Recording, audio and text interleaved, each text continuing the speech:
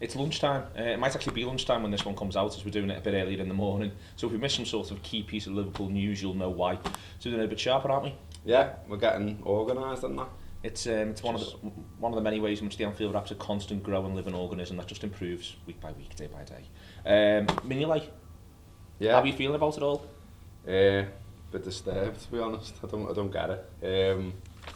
I just think he's doing some real basic things wrong regularly, and then you just go, have a new deal, mate. And like he's got a contract till 2018 anyway. Has he? Yeah, and they're extending the deal. And it's like, Well, it's 2015 now.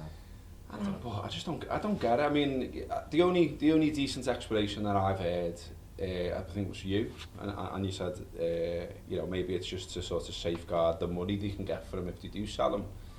But I just don't know what Klopp's seeing there that he thinks he's a great goalkeeper. I think like we all say, he's a good shot stopper, but keepers are meant to be.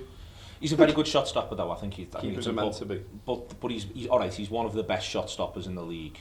And that's okay. I would say that. But the cross thing, but I would say that. And the distribution thing. I think the cross thing is such a mental thing, and it is such a, you know, what he's it is. Got troubles with that though, hasn't he? He seems to, because when he goes and makes a mistake, he's then gone, hasn't he? He seems to be gone in a game, and he'll do it again and again in one game. My biggest, I think that happens at Anfield. I don't think that happens as much on the road. And my biggest worry with him, except at Burnley. Sorry. Except at Burnley. Well, at Burnley, he let it run under his foot. I think, well, it is mad. It's a mad thing that keepers do. But you know, 3 weeks on the bounce, supposedly in the mid '80s, Southall carried it outside his area, and Southall was amazing. Yeah, he was brilliant. So you know, I think the biggest problem that you've got is you can't reset the clock. So I think if Klopp thinks there's some sort of great few weeks coming where everyone in Anfield's going to be like, oh, he's fine, really. It's not going to happen, and that's my worry is that if we basically bought another goalkeeper who was exactly like Simon Mignolet to work with Klopp in January and so on and so forth, then it could be fine. But it's not. So as soon as he does anything half wrong, I mean, you know, I thought at the weekend there was a moment where we had a bit of a moment when Skirtle dived in a bit, and everyone went, oh, again, and it's because everyone's got these things in their heads, and it's quite difficult. It's quite difficult to undo that, and that's a bit of a problem, and that's where one of the reasons why I think he struggles more at Anfield now than he does when he's out on the road.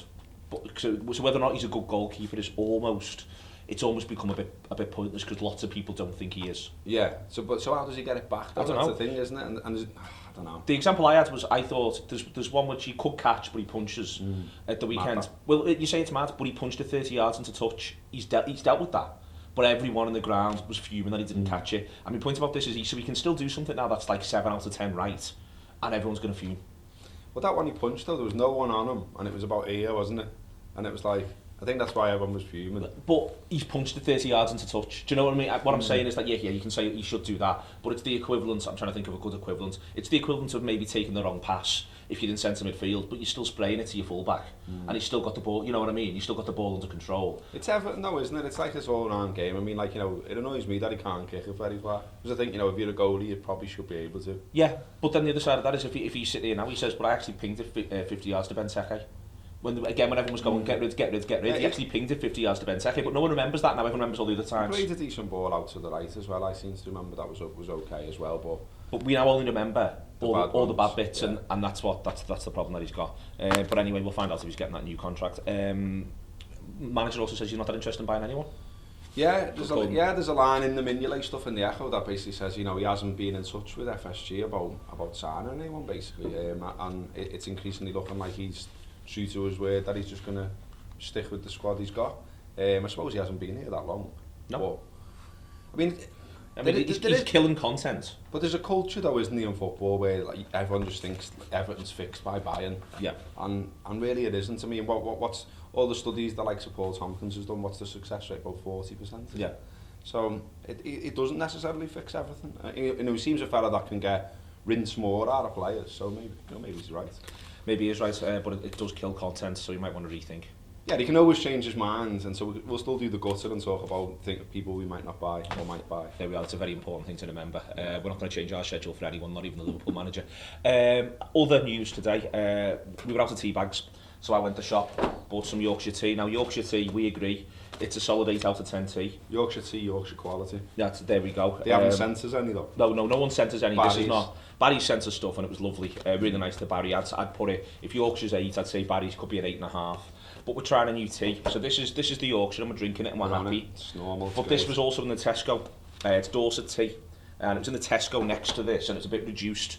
So I thought, well, as tea seems to still have like a local connotation as well, which I was also entertained by. Like no one says, you know, it's only really tea and beer tells you where it comes from these days. So this is the Yorkshire. Robbo, by the way, loves a cup of tea. I see him as one of Britain's foremost cups of tea experts. I mean, it obviously is breakfast tea and formulations thereof, not like, you know, peppermint or anything like that. He's an absolute doom brain when it comes to that stuff. This, though, is the Dorset tea.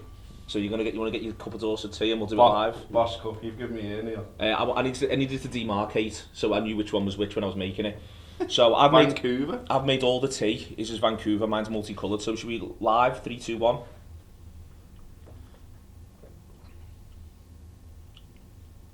Not sure about that, man. It's more of a bitter dry tea than the Yorkshire. It's more unforgiving. I quite like it. It's quite a stern cup of tea. I'm going to go 7.5. Yeah, it's not awful. It's not Lancashire tea standards. Swerve that, by the way. But I'll go 6. You're going to go 6. I'm going to go 7.5. I quite like that Dorset there. It does say that it's cups of sunshine. I don't think it is. It's sterner than cups of sunshine. Feels like rainy day, though. Feels like rainy day, but it is a rainy day. Listen, thank you very much. This has been the lunchtime or perhaps tea time, little Anfield Wrap YouTube thing. All the best. Have a lovely day.